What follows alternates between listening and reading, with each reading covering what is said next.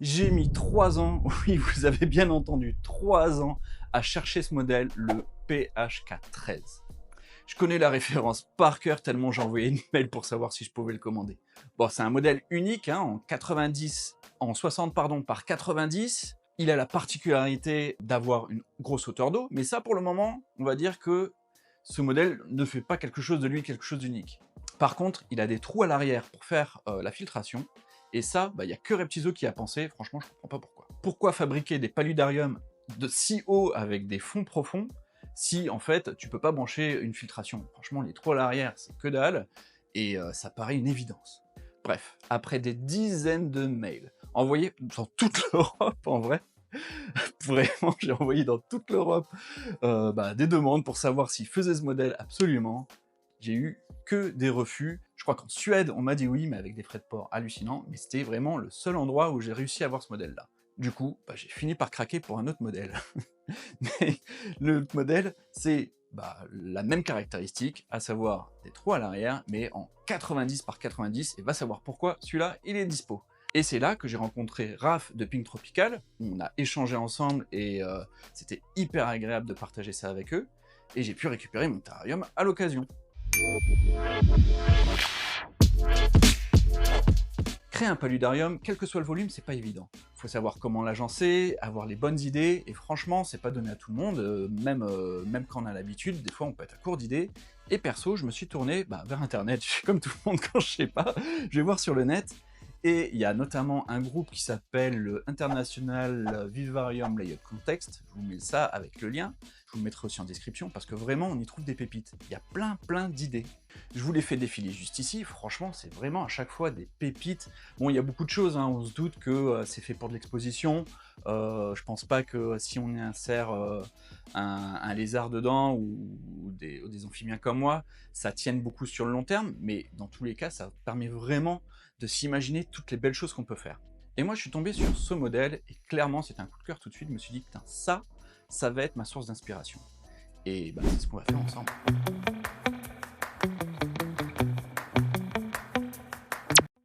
Donc je commence par un petit croquis.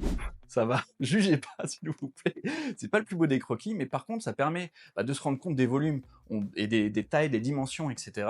Et donc de prévoir la quantité de sable, la quantité de billes d'argile, etc. que j'aurai besoin, le nombre de pièces imposantes, comme les ronds que j'ai fait, ça correspond au tronc de liège que je vais avoir positionné. Au milieu, c'est une plaque de Xaxim, donc j'arrive à me projeter, en tout cas rien qu'avec déjà ce petit croquis, et à faire mes commandes tout simplement, parce que évidemment, moi j'ai pas tout le matos, il faut que je le commande, et un croquis permet de savoir les quantités que j'aurai besoin. Et vous savez quoi? Je vous laisse avec un plan séquence du montage du fond.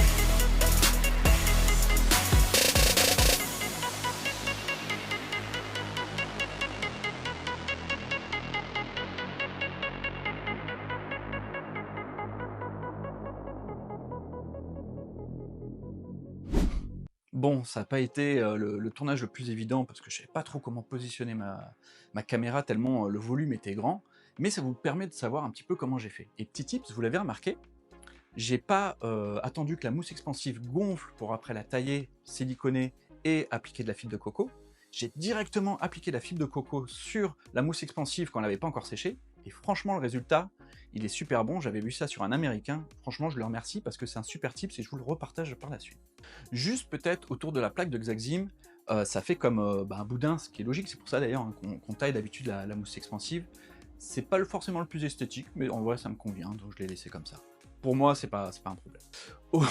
Aussi, je préfère le préciser, on voit pas à quel point j'ai mis la quantité de silicone, mais en vrai, sur les branches, surtout celles qui sont tendues juste par un point, j'ai vraiment badigeonné à fond de silicone, et après, j'ai remis de la mousse expansive au-dessus. Pour l'instant, franchement, ça tient très bien. Donc, écoutez, on va voir dans le temps, mais je pense pas que ça bouge. Bon, ensuite, j'ai mis en place les plantes. Je vais pas faire le détail, sinon la vidéo va pas en finir. Mais j'ai pu pulvériser, vérifier que toute la coco tombe et qu'il n'y ait plus de résidus. Si j'avais des trous, j'aurais pu corriger, mais en vrai, j'en ai pas eu. Donc tout a vraiment très bien tenu directement sur cette mousse expansive. Je pense que c'est vraiment la grosse astuce parce que pas beaucoup de gens osent le faire comme ça, et moi je trouve que ça marche vraiment très très bien. Pour la partie aquatique, j'ai utilisé des plaques, des grosses plaques d'ailleurs, hein, qu'on trouve, c'est vraiment pas cher, on trouve ça à Leroy Merlin par exemple, de polystyrène extrudé. Je les ai coupées, je les ai positionnées, vous le voyez sur l'image, donc je les ai siliconées entre elles pour pouvoir faire mes différents îlots.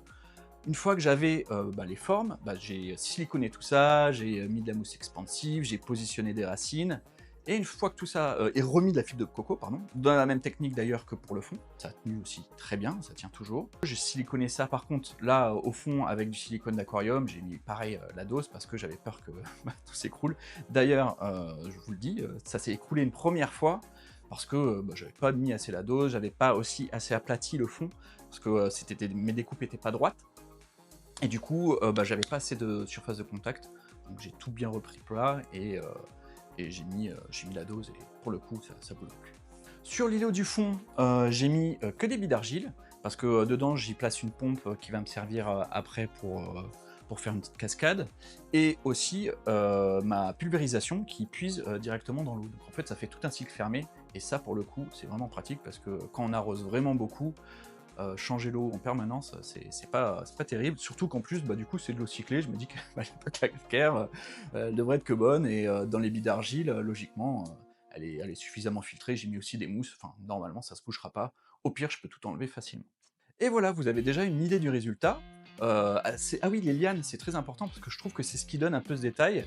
Il y a deux types de lianes sur le terrain, il y a des branches de vigne, vous savez, ce qu'on utilise là pour faire en fait les couronnes. J'ai utilisé ça, et en fait ça me fait plein de petites branches de vigne, c'est une bonne astuce parce que ça coûte vraiment pas cher. Et aussi pour les lianes un peu plus épaisses, on peut prendre différents diamètres de ficelles de chanvre, et les ficelles de chanvre en fait finalement je les remplis, les badigeonnes de silicone, et je les roule dans la fibre de coco. Ça marche hyper bien. Donc, franchement, le rendu, moi, je trouve que ça marche vraiment bien, et c'est solide. J'ai vu plusieurs fois mes rayonnettes s'y accrocher, je vous mets une petite vidéo même, où elle était complètement bloquée dessus. Chaque fois, ça marche très très bien. Je vais finir par la technique. Je vais commencer par la filtration. J'ai un gros OAS, je vous mets la ref ici. J'avais besoin de beaucoup filtrer parce que je savais que les rayonnettes allaient polluer, je voulais aussi pas mal de poissons. Donc j'ai mis vraiment, j'ai surdosé la filtration, mais on ne surdose jamais, j'ai l'impression. Pour moi, la filtration, ça fait beaucoup plus de volume d'eau, et du coup c'est plus simple pour l'entretien. Pour les rampes, j'ai une lampe UVB et une rampe Chiros. J'ai aussi un petit dôme pour la chaleur. Et pour tout ce qui va être brumisation, j'ai un brumisateur, comme je disais, qui vient puiser l'eau directement dans l'îlot du fond.